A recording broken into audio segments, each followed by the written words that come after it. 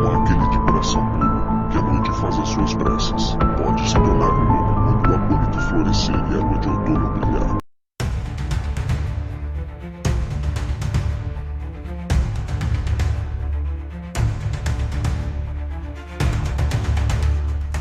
O covil do guardião sinistro, lobisomem.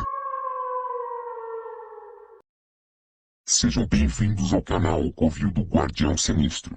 Se você é novo no canal e gosta dos nossos vídeos, curta, inscreva-se no canal e ative o sino para receber as notificações sempre que sair um vídeo novo.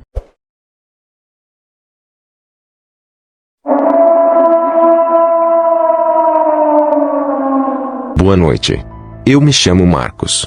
Sou natural de Teresina, no Piauí. E esta é a história do dia que finalmente decidi me aposentar. Eu era um caminhoneiro com 40 anos na profissão. Em todo esse tempo, eu já vi e ouvi muitas histórias. Histórias de gente morta que aparecia nas estradas.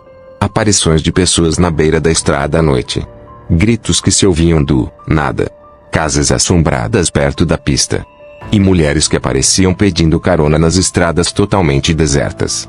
São tantas histórias em todos esses anos de estrada, que dariam para escrever um livro. No entanto, eu tenho uma em especial que me dá arrepios até hoje. E foi por causa dos acontecimentos desta noite, que eu resolvi que era o momento de eu me aposentar definitivamente. Na verdade, eu já estava aposentado na época, mas eu continuei trabalhando para ganhar um dinheiro a mais. Eu tinha voltado de uma viagem, que eu tinha feito para o Recife e eu estava muito cansado.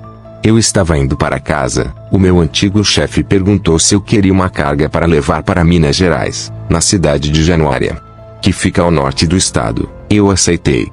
Bem, eu acabei aceitando o trabalho. Só que eu disse que precisava passar em casa primeiro. Cheguei em casa, peguei umas roupas, comi, me despedi da esposa e dos filhos. E prometi que depois desta viagem, passaria alguns dias em casa com a minha família. E após algumas horas, quando eu já estava na rodovia rumo a Minas Gerais, eu já estava exausto de cansado e sono. Eu só precisava encontrar um lugar para jantar e dormir. Eu estava em uma estrada completamente deserta. Era uma escuridão total, mas às vezes, eu tinha a sensação de ver algo aos arredores da pista. Mas, me concentrei na estrada. E por volta das 21 horas, eu avistei um velho posto de gasolina desativado e resolvi parar para passar a noite. Eu estacionei o caminhão junto de outros dois que já estavam parados ali para passarem a noite.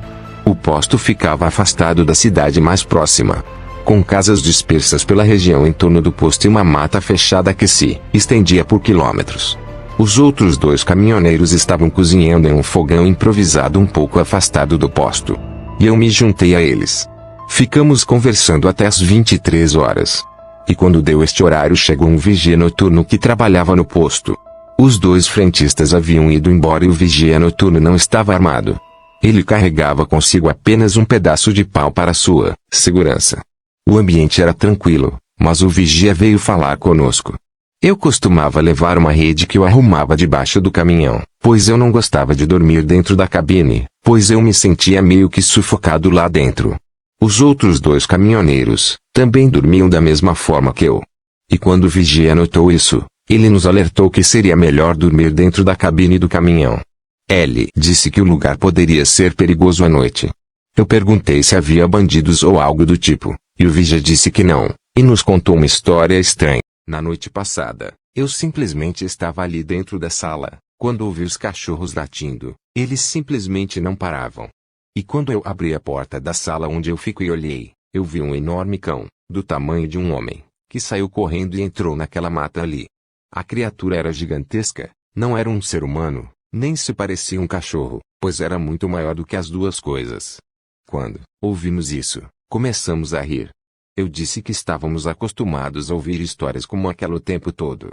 E então ele respondeu: "Tudo bem então, façam como quiserem."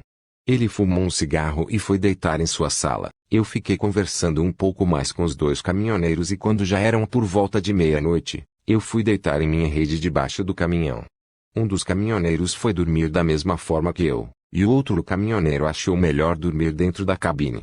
O vigia noturno estava numa pequena sala, com uma abertura para ver o que acontecia durante a noite. Quando todos já dormiam, eu ouvi uns latidos de cachorros que não paravam, Mas então resolvi voltar a dormir.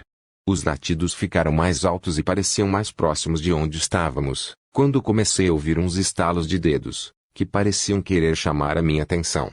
Daí eu acabei acordando. Eu vi que era o outro caminhoneiro que dormiu na rede. Ele estava agachado embaixo do caminhão. E eu perguntei o que estava acontecendo e ele colocou o dedo indicador na boca, para eu ficar quieto. Ele apontou para o caminhão que estava ao lado do meu. Eu saí da rede e ele apontou e estava me chamando para baixo do caminhão. Então, eu vi uns pés estranhos, pareciam quebrados, mas lembravam as patas de um cão, pareciam andar na parte da frente dos pés. Dava para ouvir a respiração ofegante, pesada daquela coisa. Aquilo estava a uns 15 metros de onde estávamos. O outro caminhoneiro sussurrou: "Vamos para a cabine, ficaremos escondidos, mais seguros e descobriremos o que é isso."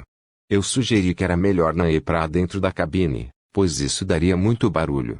Eu disse que era melhor subirmos no caminhão e ficarmos deitados na lona para maior segurança.